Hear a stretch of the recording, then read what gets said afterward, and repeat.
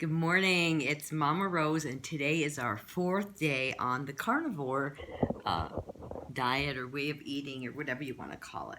Anyway, so we're doing really good. We had a nice walk this morning. I'm feeling really good. I was feeling a little sluggish during the walk. Mark isn't feeling super energetic, but I notice little nuances about the way he's feeling, and so I think he's doing better. So our numbers are better. I want to kind of go over the numbers because we are keeping track of glucose and ketones.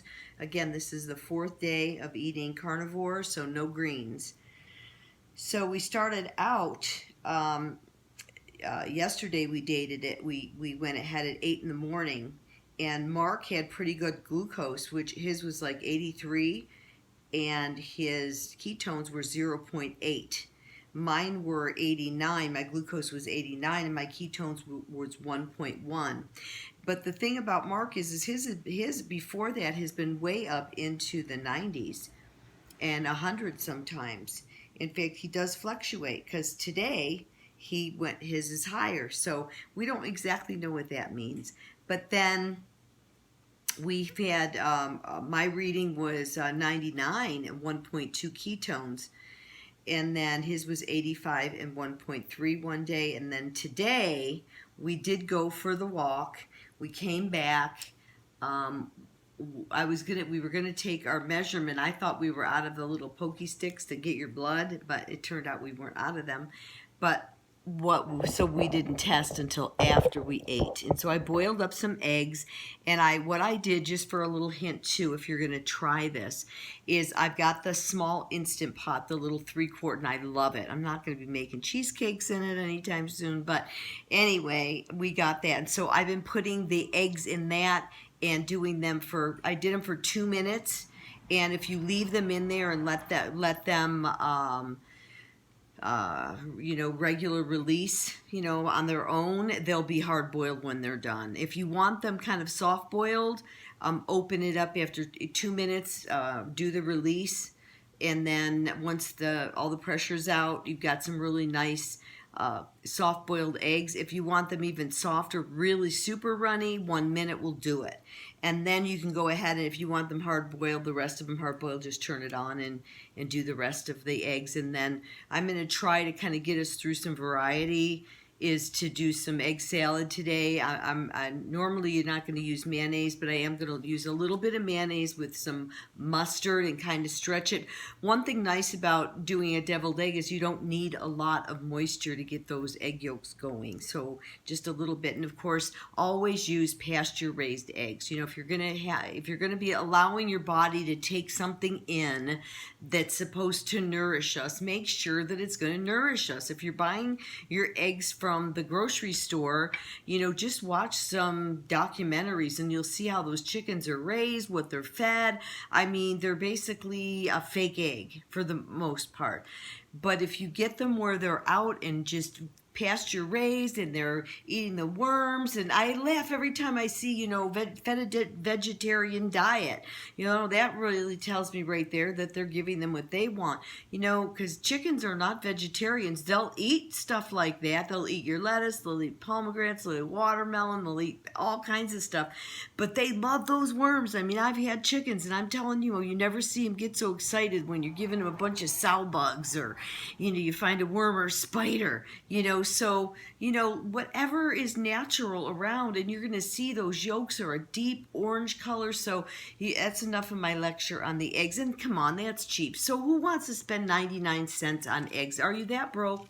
Really, it'll be so much more beneficial for you. And if you're going to try carnivore, it's going to be cheaper. I mean, yesterday I kind of took you around and showed you all the stuff I'm doing, all the vegetables I'm growing, and all the energy that goes into watering, make sure the fertilizer's okay and the pH is okay and all that. And it's like, at first I freaked out. I was like, I can't do that. I can't leave my life behind me and all the things I do. But then I started thinking, well, gosh, that's a lot of work, and that'll free me to be able to do more things that we really enjoy, like hiking and just getting out there and seeing things and feeling good and all that. So anyway, go back to our numbers. Mark's numbers this morning were pretty high, though. He's 102 on the glucose, because when we came back, we didn't do the test until about 15 or 20 minutes after we ate, and we had those hard-boiled eggs.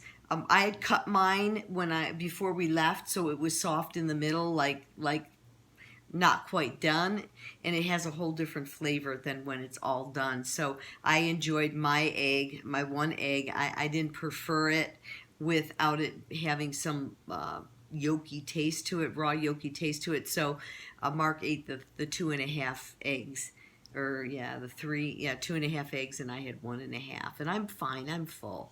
So I was gonna make some coffee. We're just having like 1 cup a day. But Mark, his glucose was 102 and his ketones were 1.3, and mine were 89, my glucose, and 1.4. And we do a calculation that we learned, I think, from Dr. I forgot who. I'll find out who. And I'll try to post that in another day and mention this. They said it's hard. You can't tell your insulin level, but if you do this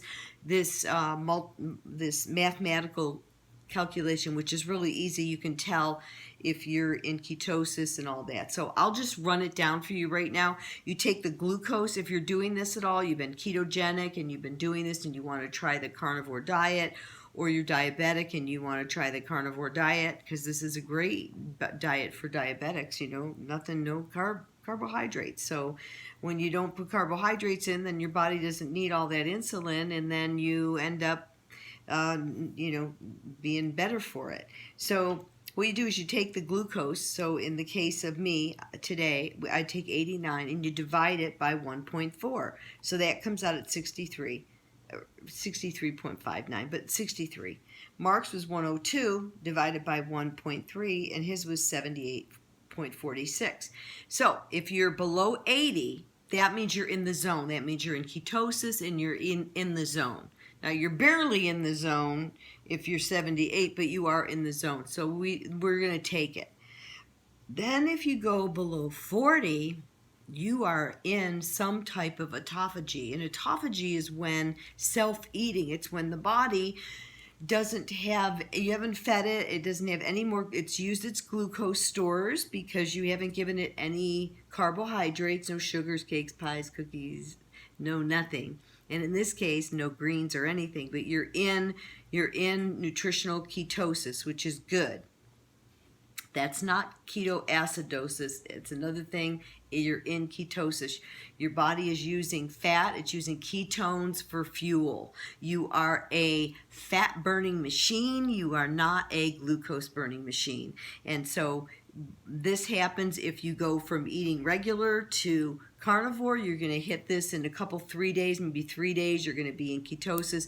If you're coming from a keto aspect, which is what we're doing, we're already in ketosis. And so our bodies they're adapted to using fat as fuel. So what will happen is when you are below the 40 mark, you are in autophagy, which means that your body is starting to go after some food, and you're not giving it any or enough.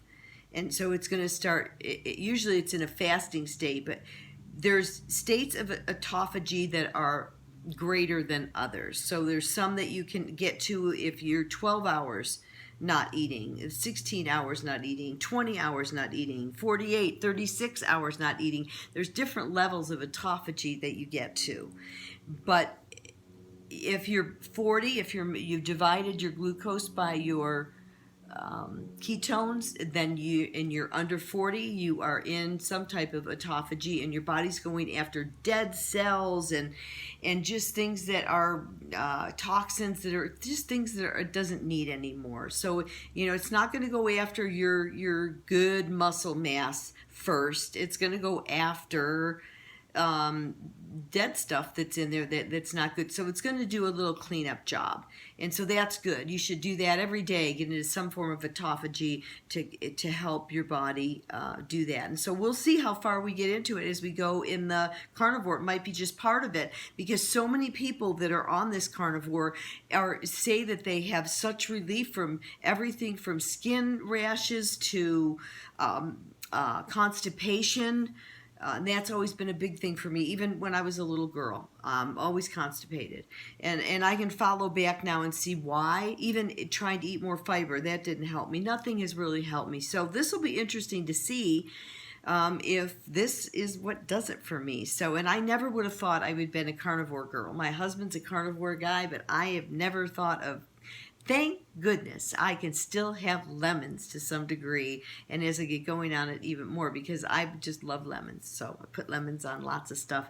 Last night I made hollandaise sauce to go on the fish, and I am going to post that if I haven't already posted a quick little how I cook the fish. And this is so easy to cook. I mean, it's a good thing I have a freeze dryer, because I can do all my stuff and just freeze dry it, and then I can be free and travel and not have to worry about watering and tending. And my refrigerator's always got so much stuff in it. I can't wait to get it cleaned out, and just, you see people that open up the refrigerator and everything is neat and nice and whatever. Mine's never that way, because I always have so many greens and projects that I'm working on, and kefir milk and kefir cheese, and I got so much going on that this will be interesting to see, what happens. I'm kind of excited. So I'm glad. I was a little dreadful at first. It's like, oh, I can't give up my life. What am I going to do? But I'm starting to get excited about it. So we'll see how long we last on it. I just wanted to come each day and just talk about that. So again, back to autophagy. If you're 40 and under, I'll finish this. If you're 40 and under, then you're in some type of autophagy that's going on. If you're 20 and under, then you're eating cancer in your body. So I wanted to give you those 4. If you're under 80, if you're under 40, if you're under 20, and I gotta go. So I'll see you next time. Bye.